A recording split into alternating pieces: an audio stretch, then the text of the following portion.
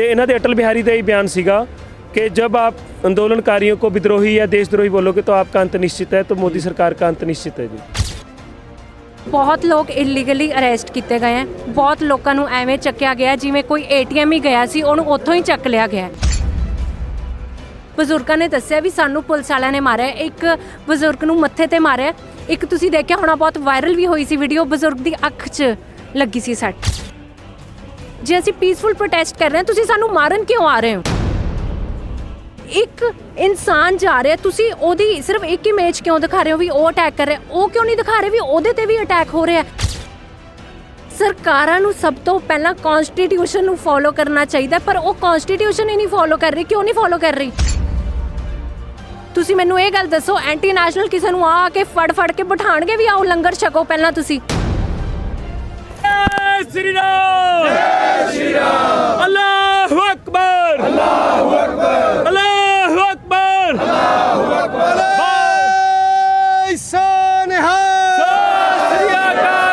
भारत माता की, भारत माता की।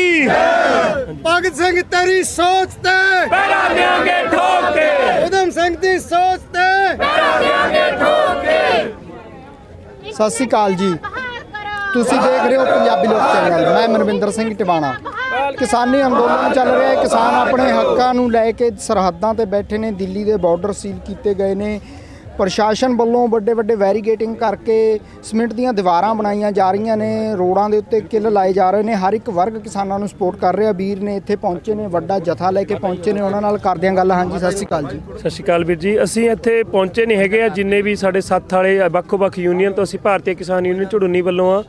ਅਸੀਂ ਪਿਛਲੇ 70 ਦਿਨਾਂ ਤੋਂ ਇੱਥੇ ਹੀ ਆ ਜੀ। ਅਸੀਂ ਬਸ ਇੱਕ ਮੈਸੇਜ ਦੇਣਾ ਚਾਹੁੰਦੇ ਹਾਂ ਕਿ ਬਾਤਚੀਤ ਉਦੋਂ ਹੋਊਗੀ ਜਦੋਂ ਤੱਕ ਸਾਡੇ ਨੌਜਵਾਨ ਜਿਹੜੇ ਕਿਸਾਨ ਨੇ ਉਹ ਰਿਹਾ ਨਹੀਂ ਹੁੰਦੇ। ਉਹ ਤੋਂ ਬਾਅਦ ਸਾਡਾ ਅੱਜ ਦਾ ਮੁੱਦਾ ਹੈ ਕਿ ਇੰਟਰਨੈਟ ਬਹਾਲ ਕੀਤਾ ਜਾਵੇ ਤੇ ਸਾਡਾ ਸਾਂਝਾ ਆਹ ਮੋਰਚਾ ਹੈ ਜਿਹਨੂੰ ਵੱਖ-ਵੱਖ ਵੰਡੀਆਂ 'ਚ ਵੰਡਣ ਦੀ ਕੋਸ਼ਿਸ਼ ਕੀਤੀ ਗਈ ਸੀ ਸਰਕਾਰ ਵੱਲੋਂ। ਤੇ ਉਹ ਤੋਂ ਬਾਅਦ ਜਿਹੜੇ ਸਾਡੇ ਫ੍ਰੀਲਾਂਸ ਪੱਤਰਕਾਰ ਨੇ, ਜਿੱਦਾਂ ਸੋਸ਼ਲ ਮੀਡੀਆ ਤੇ ਤੁਹਾਡਾ ਵੀ ਚੈਨਲ ਹੈ, ਤੇ ਕੱਲ ਪਰਸੋਂ ਹਮਲਾ ਹੋਇਆ ਨਿਊਜ਼ 18 ਤੇ, ਉਹਦੀ ਅਸੀਂ ਨਿਖੇਧੀ ਕਰਦੇ ਹਾਂ। ਸ਼ਰਾਰਤੀ ਤੱਤਾਂ ਵੱਲੋਂ ਜਿਹੜਾ ਕੀਤਾ ਜਾ ਰਿਹਾ ਉਹ ਮੋਦੀ ਸਰਕਾਰ ਦੀ ਜਿਹੜੀ ਕਾਨੂੰਨੀ ਚਾਲਾਂ ਨੇ ਉਹਨਾਂ ਨੂੰ ਬੇਨਕਾਬ ਕਰਨ ਵਾਸਤੇ ਅਸੀਂ ਅੱਜ ਇੱਕ ਰੋਸ ਮਾਰਚ ਦੇ ਵਜੋਂ ਆਪਾਂ ਨੇ ਕੱਢਿਆ। ਮੋਟੇ-ਮੋਟੇ 4 ਸੂਤੇ ਸਰੀਏ ਪਾ ਕੇ ਵਿੱਚ ਨਕੀਲੇ ਸਰੀਏ ਸੜਕਾਂ ਤੇ ਲਗਾਏ ਜਾ ਰਹੇ ਨੇ। ਕਿੱਦਾਂ ਦੇਖ ਰਹੇ ਹੋ ਇਹ ਜੋ ਪ੍ਰਸ਼ਾਸਨ ਕਰ ਰਿਹਾ ਇਹ ਕਾਰਵਾਈਆਂ, ਸਰਕਾਰ ਦੀਆਂ ਜੋ ਨੀਤੀਆਂ ਨੇ, ਇਸ ਤੋਂ ਕੀ ਅਨੁਭਵ ਕਰਦੇ ਹੋ? ਆਹ ਕਮਜ਼ੋਰ ਰਾਜੇ ਦੀ ਇੱਕ ਨਿਸ਼ਾਨੀ ਹੁੰਦੀ ਹੈ। ਜਿਹੜਾ ਕਮਜ਼ੋਰ ਬੰਦਾ ਹੁੰਦਾ ਉਹ ਵੈਰੀਗੇਟ ਕਰਦਾ ਹੈ। ਤੇ ਅਜੇ ਤੱਕ 70 ਦਿਨ ਤੱਕ ਅੰਦੋਲਨ ਚੱਲਦਾ ਹੋਇਆ ਹੈ, ਕਿਸੇ ਵੀ ਚੈਨਲ ਨੇ ਇੱਕ ਗੱਲ ਵੀ ਨਹੀਂ ਦਿਖਾਈ ਕਿ ਕਿੰਨੇ ਸ਼ਹੀਦ ਉੱਥੇ ਕਿਸਾਨ ਹੋ ਗਏ। ਕੱਲ ਨਵਰੀਤ ਦਾ ਭੋਗ ਹੈ, ਅਸੀਂ ਉੱਥੇ ਵੀ ਜਾਣਾ, ਉਹਦੇ ਬਾਰੇ ਨਹੀਂ ਦੱਸਿਆ ਜਾਂਦਾ। ਜਿਹੜਾ ਗੋਦੀ ਮੀਡੀਆ ਉਹਦੇ ਨਾਲ ਰਲਿਆ ਹੋਇਆ ਹੈ ਤੇ ਇਹ ਉਹਦੀ ਆਵਾਮ ਹੈ ਜਿਹਨੇ ਉਹਨੂੰ ਵੋਟ ਪਾਈ ਹੈ, ਜਿਹਨਾਂ ਨੂੰ ਵੋਟਾਂ ਕੀਤੀਆਂ ਨੇ। ਅਸੀਂ ਉਹੀ ਆ ਜਿਹਨਾਂ ਦੇ ਕੋਲ ਵੋਟ ਮੰਗਣ ਆਉਂਦਾ ਸੀ। ਤੇ ਅਸੀਂ ਹਰਿਆਣੇ ਤੋਂ, ਸਾਡੇ ਤਾਂ ਸਰਕਾਰ ਵੀ ਇਹਦੀ ਹੈ। ਤੇ ਅੰਦੋਲਨ ਦੱਸਦੇ ਨੇ ਵੀ 2 ਮਹੀਨੇ ਤੋਂ ਨਹੀਂ, ਅੰਦੋਲਨ ਪਿਛਲੇ 7 ਮਹੀਨੇ ਤੋਂ, ਜਦੋਂ 5 ਜੂਨ ਨੂੰ ਕਾਨੂੰਨ ਆਏ ਸੀਗੇ, ਅਸੀਂ ਤਾਂ ਬਲੈਕ ਡੇ ਮਨਾਇਆ ਸੀਗਾ 15 ਅਗਸਤ ਨੂੰ, ਉਦੋਂ ਹੀ ਸਾਨੂੰ ਦੇਸ਼ द्रोही ਘੋਸ਼ਿਤ ਕਰਤਾ ਸੀਗਾ। ਤੇ ਇਹਨਾਂ ਦੇ ਅਟਲ ਬਿਹਾਰੀ ਦਾ ਹੀ ਬਿਆਨ ਸੀਗਾ कि जब आप आंदोलनकारियों को विद्रोही या देशद्रोही बोलोगे तो आपका अंत निश्चित है, तो मोदी सरकार का अंत निश्चित है जी।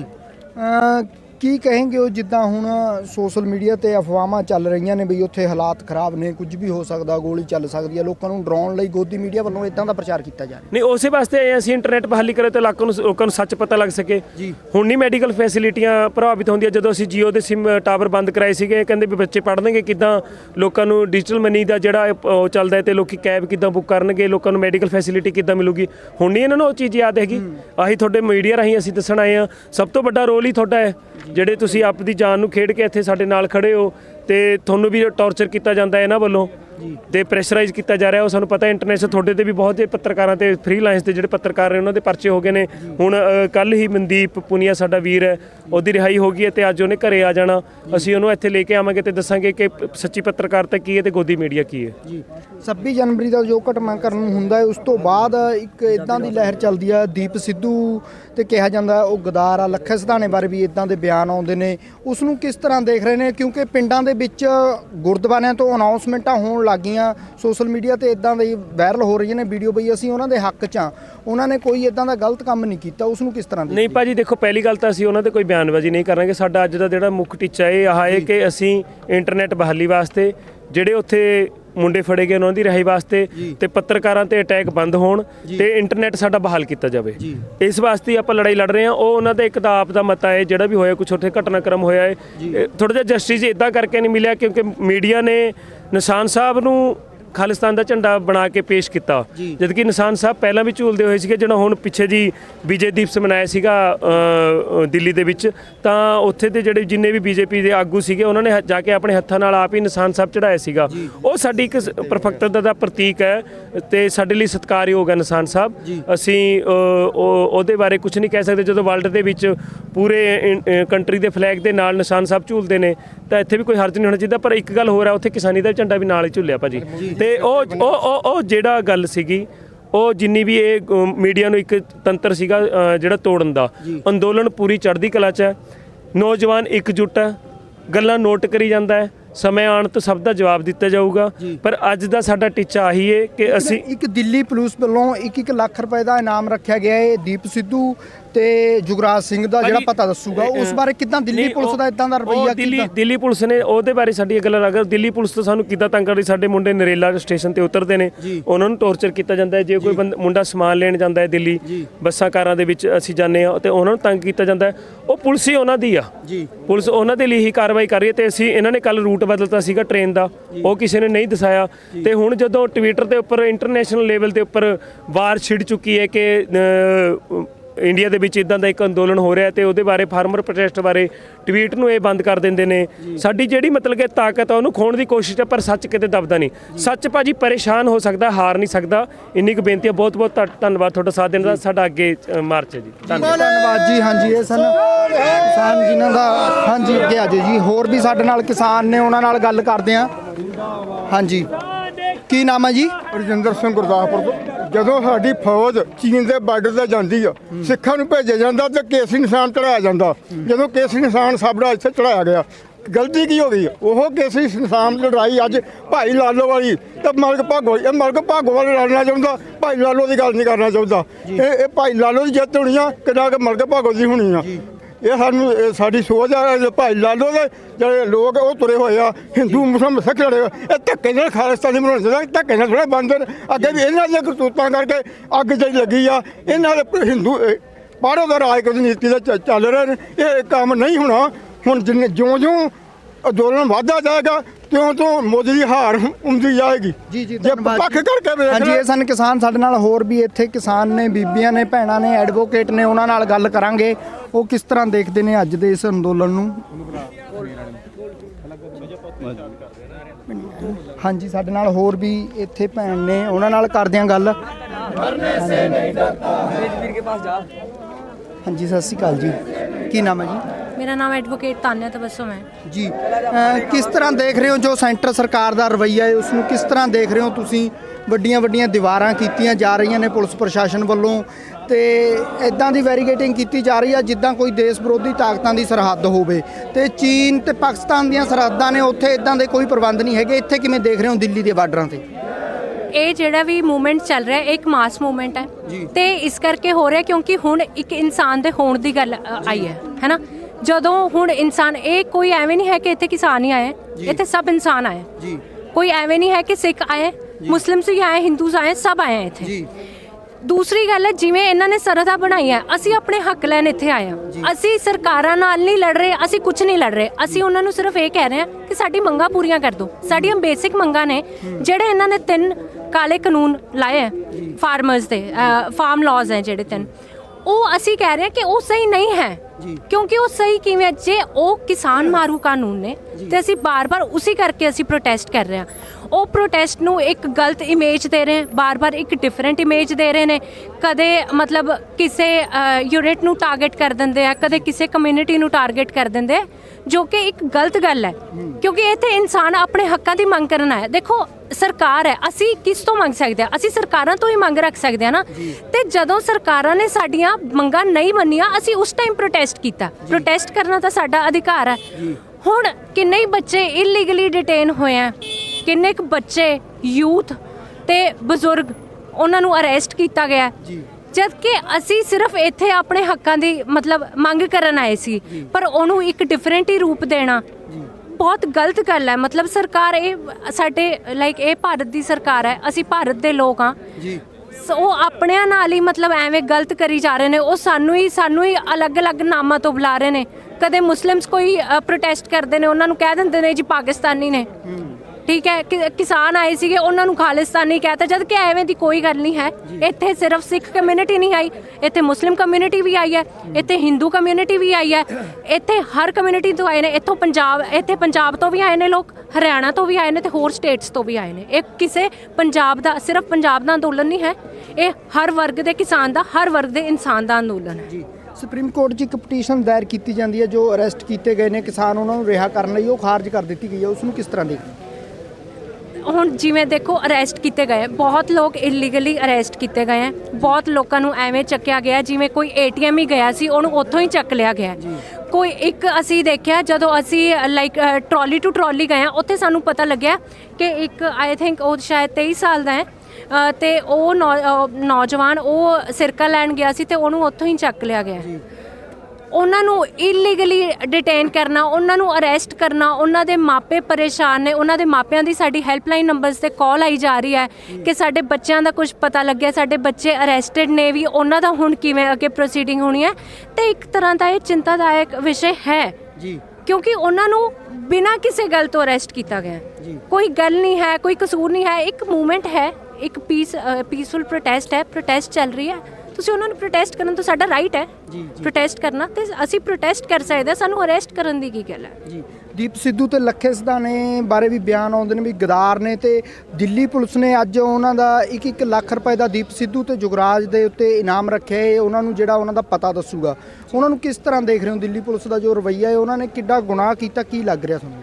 ਸਰ ਅਸੀਂ ਉਹਨਾਂ ਬਾਰੇ ਕੁਝ ਨਹੀਂ ਕਹਿ ਸਕਦੇ, ਕਿਉਂਕਿ ਅਸੀਂ ਜਦੋਂ ਆਏ, ਮਤਲਬ ਅਸੀਂ 5 ਦਿਨ ਪਹਿਲਾਂ ਆਏ ਤੇ ਸਾਡੀ ਇੱਕ ਮੀਟਿੰਗ ਹੋਈ ਸੀ, 150 ਤੋਂ ਅਬਵ ਲਾਇਰਸ ਸੀਗੇ ਉਹਦੇ 'ਚ, ਤੇ ਉਹਦੇ 'ਚ ਇਹੀ ਸੀਗਾ ਕਿ ਜਿਹੜੇ ਅਰੈਸਟਡ ਨੇ, ਮਤਲਬ ਇਹ ਜਦੋਂ 26 ਜਨਵਰੀ ਨੂੰ ਹੋਇਆ, ਉਹ ਬਹੁਤ ਮਤਲਬ ਇੱਕ ਤਰ੍ਹਾਂ ਨਾਲ ਪੁਲਿਸ ਨੇ ਵੀ ਲੋਕਾਂ ਨੂੰ ਗੁੰਮਰਾਹ ਕੀਤਾ। ਜਿੱਥੇ ਤੱਕ ਸਾਨੂੰ ਹਲੇ ਤੱਕ ਪਤਾ ਲੱਗ ਰਿਹਾ, ਪੁਲਿਸ ਨੇ ਲੋਕਾਂ ਨੂੰ ਖੁਦ ਲਾਲ ਕਿਲੇ ਦੇ ਰਾਹ ਤੇ, ਹੁਣ ਦੇਖੋ ਇੱਥੇ ਕਿਸਾਨ ਆਏ ਆ, ਕਿਸਾਨਾਂ ਨੂੰ ਨਹੀਂ ਸਾਰੇ ਰਾਹਾਂ ਦਾ ਪਤਾ।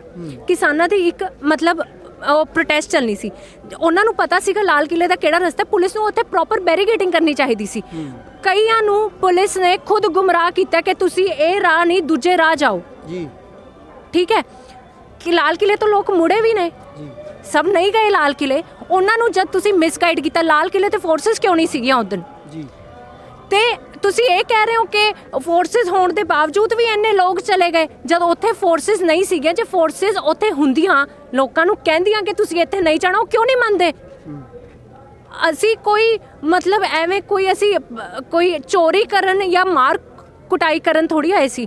ਅਸੀਂ ਇੱਥੇ ਉਹ ਵੀ ਦੇਖਿਆ ਜਿਹੜੇ ਇੰਜਰਡ ਸੀਗੇ, ਉਹਨਾਂ ਨੇ ਸਾਨੂੰ, ਬਜ਼ੁਰਗਾਂ ਨੇ ਖੁਦ ਦੱਸਿਆ, ਅਸੀਂ ਬਜ਼ੁਰਗਾਂ ਨੂੰ ਖੁਦ ਮਿਲੇ ਹਾਂ, ਬਜ਼ੁਰਗਾਂ ਨੇ ਦੱਸਿਆ ਵੀ ਸਾਨੂੰ ਪੁਲਿਸ ਵਾਲਿਆਂ ਨੇ ਮਾਰਿਆ। ਇੱਕ ਬਜ਼ੁਰਗ ਨੂੰ ਮੱਥੇ ਤੇ ਮਾਰਿਆ, ਇੱਕ ਤੁਸੀਂ ਦੇਖਿਆ ਹੋਣਾ ਬਹੁਤ ਵਾਇਰਲ ਵੀ ਹੋਈ ਸੀ ਵੀਡੀਓ, ਬਜ਼ੁਰਗ ਦੀ ਅੱਖ 'ਚ ਲੱਗੀ ਸੀ ਸੱਟ।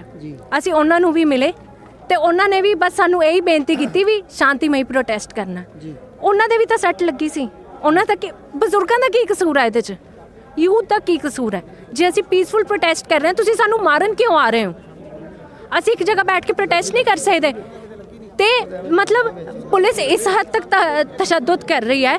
ਉਹਨਾਂ ਨੇ ਬਹੁਤ ਬੁਰੀ ਤਰ੍ਹਾਂ ਯੂਥ ਨੂੰ ਵੀ ਮਾਰਿਆ, ਬੜਿਆਂ ਨੂੰ ਵੀ ਮਾਰਿਆ। ਉਹਨਾਂ ਨੇ ਬਹੁਤ ਮਤਲਬ ਬਰੂਟਲੀ ਅਟੈਕ ਕੀਤੇ ਆ ਪੁਲਿਸ ਪ੍ਰਸ਼ਾਸਨ ਵੱਲੋਂ ਕੁਝ ਫੋਟੋਜ਼ ਵਾਇਰਲ ਕੀਤੀਆਂ ਗਈਆਂ ਨੇ ਬਈ ਇਹ ਨੌਜਵਾਨ ਨੇ ਜਿਨ੍ਹਾਂ ਨੇ ਲਾਲ ਕਿਲੇ ਤੇ ਜਾ ਕੇ ਤੋੜ ਭੰਨ ਕੀਤੀ ਹੈ, ਇੱਦਾਂ ਦੀਆਂ ਅੱਜ ਟੀਵੀ ਤੇ ਚੱਲ ਰਹੀ ਸੀਗੀ ਨਿਊਜ਼, ਉਹ ਫੋਟੋਆਂ ਵਾਇਰਲ ਕੀਤੀਆਂ ਗਈਆਂ ਨੇ। ਉਹਨਾਂ 'ਚ ਦੇਖਣ ਨੂੰ ਇੱਦਾਂ ਲੱਗਦਾ ਬਿਲਕੁਲ ਸਿੰਪਲ, ਜਿਹੜੇ ਕੋਈ ਬਿਲਕੁਲ ਦੇਸੀ ਕਹਿ ਲਈਏ, ਦੇਸੀ ਜੇ ਕਿਸਾਨਾਂ ਦੀਆਂ ਫੋਟੋਆਂ ਵਾਇਰਲ ਕੀਤੀਆਂ ਨੇ, ਉਸ ਨੂੰ ਕਿਸ ਤਰ੍ਹਾਂ ਦੇਖੀਏ? ਸਰ ਜਦੋਂ ਹੁਣ ਮੈਨੂੰ ਕੋਈ ਪੱਥਰ ਮਾਰੇਗਾ ਜਾਂ ਕੋਈ ਮੇਰੇ ਤੇ ਲਾਠੀ ਚਲਾਏਗਾ, ਮੈਨੂੰ ਅਟੈਕ ਕਰ ਰਿਹਾ, ਤਾਂ ਮੈਂ ਸੈਲਫ ਡਿਫੈਂਸ 'ਚ ਹੱਥ ਚਲਾਉਂਗੀ ਜਾਂ ਕੁਝ ਕਰੂੰਗੀ ਨਾ। ਮੈਂ ਜਦ ਮੈਨੂੰ ਦਰਦ ਹੋ ਰਿਹਾ, ਮੈਨੂੰ ਮਾਰਿਆ ਜਾ ਰਿਹਾ, ਤਾਂ ਮੈਂ ਹੱਥ ਜਾਂ ਕੁਝ ਵੀ ਮੇਰੇ ਕੋਲ ਹੋਊਗਾ ਮੈਂ ਚਲਾਉਂਗੀ। ਉਹਨਾਂ ਨੇ ਇੰਨਾ ਵੀ ਕੁਝ ਨਹੀਂ ਕੀਤਾ, ਉਹਨਾਂ ਕੋਲ ਕੀ ਤਲਵਾਰਾਂ ਸੀਗੀਆਂ ਜਾਂ ਕੁਝ ਸੀਗਾ?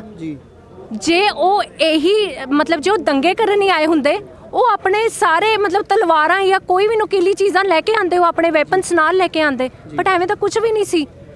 ਇੱਕ ਇਨਸਾਨ ਜਾ ਰਿਹਾ, ਤੁਸੀਂ ਉਹਦੀ ਸਿਰਫ ਇੱਕ ਇਮੇਜ ਕਿਉਂ ਦਿਖਾ ਰਹੇ ਹੋ ਵੀ ਉਹ ਅਟੈਕ ਕਰ ਰਿਹਾ? ਉਹ ਕਿਉਂ ਨਹੀਂ ਦਿਖਾ ਰਹੇ ਵੀ ਉਹਦੇ ਤੇ ਵੀ ਅਟੈਕ ਹੋ ਰਿਹਾ? ਜੇ ਉਹਦੇ ਤੇ ਅਟੈਕ ਹੋਇਆ ਤਾਂ ਉਹਨੇ ਇਨ ਰਿਟਰਨ ਉਹਨੇ ਆਪਣੇ ਆਪ ਨੂੰ ਤਾਂ ਬਚਾਉਣਾ ਸੀ। ਸੈਲਫ ਡਿਫੈਂਸ ਨਹੀਂ ਕੋਈ ਮਤਲਬ ਮੈਨੂੰ ਇਹ ਲੱਗ ਰਿਹਾ ਕਿ ਇੰਡੀਆ 'ਚ ਜਿਹੜੇ ਇਹ ਲਾਈਕ ਸੈਲਫ ਡਿਫੈਂਸ ਵਰਡਸ ਹੈ ਜਾਂ ਕੋਈ ਵੀ ਇੰਡੀਅਨ ਕਨਸਟੀਟਿਊਸ਼ਨ ਦੇ ਵੀ ਕਈ ਵਰਡਸ ਹੈ ਨਾ, ਇਹ ਇਹਨਾਂ ਨੇ ਸਿਰਫ ਕੁਝ ਕਮਿਊਨਿਟੀ ਲਈ ਰੱਖੇ ਹੋਏ ਆ। ਜੇ ਅਸੀਂ ਆਪਣੇ ਹੱਕਾਂ ਦੀ ਗੱਲ ਕਰਦੇ ਹਾਂ, ਸਾਡੇ ਲਈ ਕੋਈ ਸਪੀਚ ਐਂਡ ਐਕਸਪ੍ਰੈਸ਼ਨ ਨਹੀਂ ਹੈ।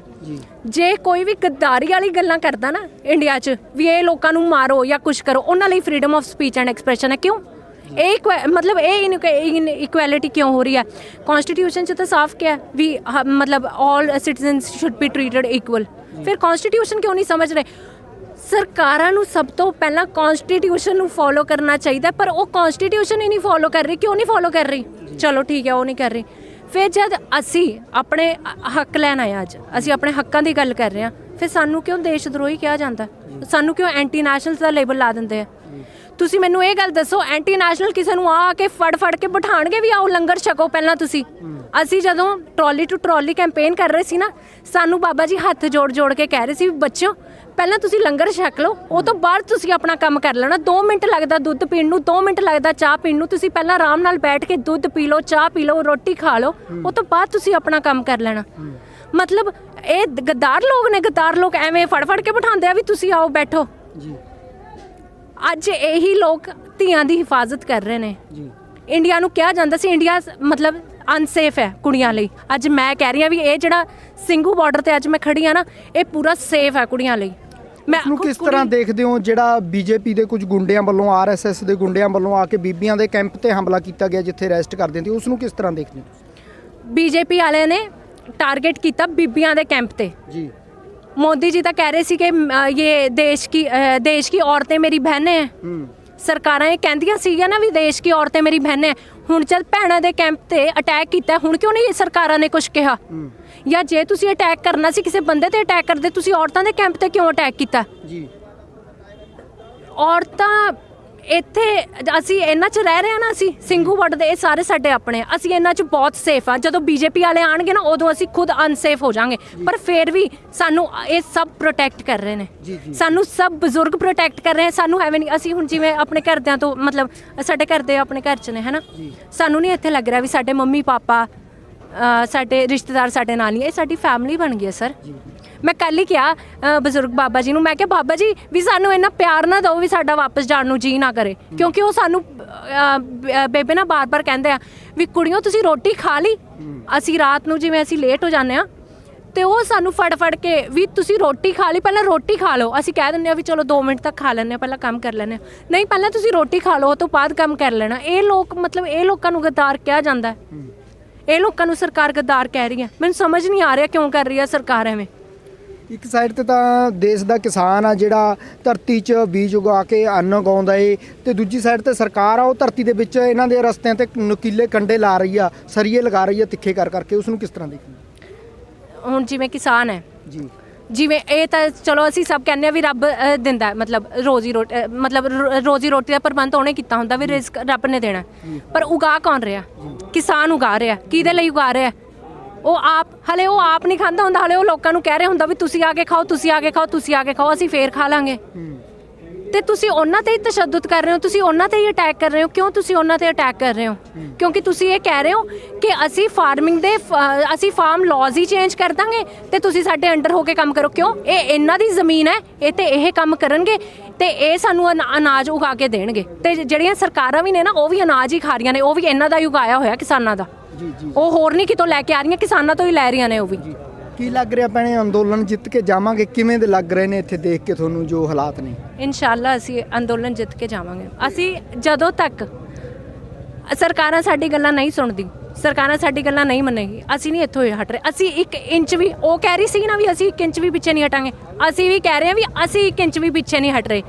ਚਾਹੇ ਆਪਣਾ ਘਰ ਛੱਡ ਕੇ ਸਾਨੂੰ ਪਰਮਾਨੈਂਟ ਉਰੇ ਰਹਿਣਾ ਪੈ ਜੇ, ਵੈਸੇ ਵੀ ਪਰਮਾਨੈਂਟ ਹੀ ਰਹਿ ਰਹੇ ਹਾਂ ਜੀ, ਤੇ ਅਸੀਂ ਉਰੇ ਪਰਮਾਨੈਂਟ ਰਹਾਂਗੇ। ਦੂਸਰੀ ਇੱਕ ਹੋਰ ਗੱਲ ਹੈ, ਲੋਕ ਇਹ ਕਹਿ ਰਹੇ ਨੇ ਵੀ ਸਿੰਘੂ ਬਾਰਡਰ ਤੇ ਪ੍ਰੋਬਲਮ ਆ ਰਹੀ ਹੈ, ਟਿਕਰੀ ਬਾਰਡਰ ਤੇ ਪ੍ਰੋਬਲਮ ਆ ਰਹੀ ਹੈ, ਵੀ ਤੁਸੀਂ ਨਾ ਜਾਓ 26 ਦਾ ਜਿਹੜਾ ਇਨਸੀਡੈਂਟ ਹੋਇਆ ਉਹ ਤੋਂ ਬਾਅਦ। ਤਾਂ ਮੈਂ ਇਹ ਕਹਿ ਰਹੀ ਹਾਂ ਕਿਸੇ ਵੀ ਬਾਰਡਰ ਤੇ ਕਿਸੇ ਵੀ ਤਰ੍ਹਾਂ ਦੀ ਪ੍ਰੋਬਲਮ ਨਹੀਂ ਆ ਰਹੀ। ਇੱਥੇ ਸਭ ਬਹੁਤ ਵਧੀਆ ਨੇ ਤੇ ਬਹੁਤ ਵਧੀਆ ਤਰ੍ਹਾਂ ਨਾਲ ਕੋਆਪਰੇਟ ਕਰ ਰਹੇ ਨੇ, ਕਿਸੇ ਤਰ੍ਹਾਂ ਦੀ ਵੀ ਸਾਨੂੰ ਕੋਈ ਪ੍ਰੋਬਲਮ ਨਹੀਂ ਆ ਰਹੀ। ਇੱਥੇ ਧੀਆਂ ਭੈਣਾਂ, ਇੱਥੇ ਬੱਚੇ, ਇੱਥੇ ਸਭ ਸੇਫ ਨੇ। ਜੀ ਜੀ, ਅਸੀਂ ਹੁਣ ਜਿਵੇਂ ਘਰ ਤੋਂ ਆਏ ਹਾਂ, ਜਿਵੇਂ ਹੁਣ ਖਾਣਾ ਪੀਣਾ ਹੁੰਦਾ ਹੈ ਨਾ, ਉਹ ਤਾਂ ਘਰ ਦੇ ਦਿੰਦੇ ਆ, ਪਰ ਨਹੀਂ, ਇੱਥੇ ਸਾਡੇ ਘਰ ਦੇ ਹੈਗੇ, ਸਾਨੂੰ ਖਾਣਾ ਦਿੰਦੇ ਆ, ਸਵੇਰੇ ਵੀ ਪੁੱਛਦੇ ਆ, ਦੁਪਹਿਰੇ ਵੀ ਪੁੱਛਦੇ ਆ, ਰਾਤ ਨੂੰ ਵੀ ਪੁੱਛਦੇ ਆ, ਤੇ ਜਦੋਂ ਅਸੀਂ ਅੱਗੇ ਪਿੱਛੇ ਜਾ ਰਹੇ ਹੁੰਦੇ ਉਹ ਕਹਿ ਦਿੰਦੇ ਆ ਵੀ ਇਹ ਪ੍ਰਸ਼ਾਦਾ ਲੈ ਜਾਓ, ਚਾਹ ਪੀ ਲਓ, ਦੁੱਧ ਪੀ ਲਓ, ਤੁਸੀਂ ਥੱਕੇ ਹੋਵੋਗੇ, ਤੁਸੀਂ ਖਾ ਪੀ ਨਹੀਂ ਰਹੇ, ਤੁਸੀਂ ਕੁਝ ਵੀ ਨਹੀਂ। ਤਾਂ ਇਸ ਕਰਕੇ ਇੱਥੇ ਬਾਰਡਰ ਤੇ ਕੋਈ ਪ੍ਰੋਬਲਮ ਨਹੀਂ ਹੈ ਇਸ ਤਰ੍ਹਾਂ ਦੀ, ਧੀਆਂ ਨੂੰ ਭੈਣਾਂ ਨੂੰ ਕਿਸੇ ਵੀ ਤਰ੍ਹਾਂ ਦੀ ਕੋਈ ਪ੍ਰੋਬਲਮ ਨਹੀਂ ਆਣੀ ਇੱਥੇ। ਜੀ ਜੀ ਕਿਹੜੀ ਜਗ੍ਹਾ ਤੋਂ ਭੈਣੇ ਤੁਸੀਂ? ਮੈਂ ਮਲੇਰਕੋਟਲਾ ਤੋਂ ਹਾਂਜੀ। ਜੀ ਕੀ ਨਾਮ ਹੈ? ਮੇਰਾ ਨਾਮ ਐਡਵੋਕੇਟ ਤਾਨਿਆ ਤਬੱਸੁਮ ਹੈ। ਜੀ ਜੀ ਧੰਨਵਾਦ ਜੀ। ਹਾਂਜੀ ਇਹ ਸਨ ਭੈਣ ਜਿਹੜੇ ਕਿ ਐਡਵੋਕੇਟ ਨੇ ਮਲੇਰਕੋਟਲਾ ਤੋਂ। ਇਹਨਾਂ ਦਾ ਕਹਿਣਾ ਹੈ ਕਿ ਇਹ ਜਿਹੜਾ ਅੰਦੋਲਨ ਆ ਇਹ ਪੀਸਫੁਲ ਸਕਸੈਸਫੁਲ ਚੱਲ ਰਿਹਾ, ਬਿਲਕੁਲ ਸ਼ਾਂਤ ਮਾਹੌਲ ਦੇ ਵਿੱਚ ਚੱਲ ਰਿਹਾ ਹੈ ਤੇ ਇਹ ਅੰਦੋਲਨ ਅਸੀਂ ਜਿੱਤ ਕੇ ਜਾਵਾਂਗੇ। ਗੱਲ ਦੀਪ ਸਿੱਧੂ ਤੇ ਜੁਗਰਾਜ ਬਾਰੇ ਵੀ ਕੀਤੀ ਗਈ ਤੇ ਉਹਨਾਂ ਨੇ ਸਾਫ਼ ਮਨਾ ਕਰ ਦਿੱਤਾ ਕਿ ਇਸ ਵਿਸ਼ੇ ਤੇ ਅਸੀਂ ਕੋਈ ਗੱਲ ਨਹੀਂ ਕਰਨਾ ਚਾਹੁੰਦੇ। ਟਾਈਮ ਆਉਣ ਤੇ ਜੋ ਵੀ ਹੈਗਾ ਉਹ ਆਪ ਸਮਾਂ ਸਾਫ਼ ਕਰੂਗਾ ਕਿ ਕੌਣ ਗੱਦਾਰ ਤੇ ਕੌਣ ਸਹੀ ਹੈ। ਕੈਮਰਾਮੈਨ ਬੂਟੇ ਦੇ ਨਾਲ ਮਨਵਿੰਦਰ ਸਿੰਘ ਟਿਵਾਣਾ, ਪੰਜਾਬੀ ਲੋਕ ਚੈਨਲ, ਕੁੰਡਲੀ ਬਾਰਡਰ, ਦਿੱਲੀ।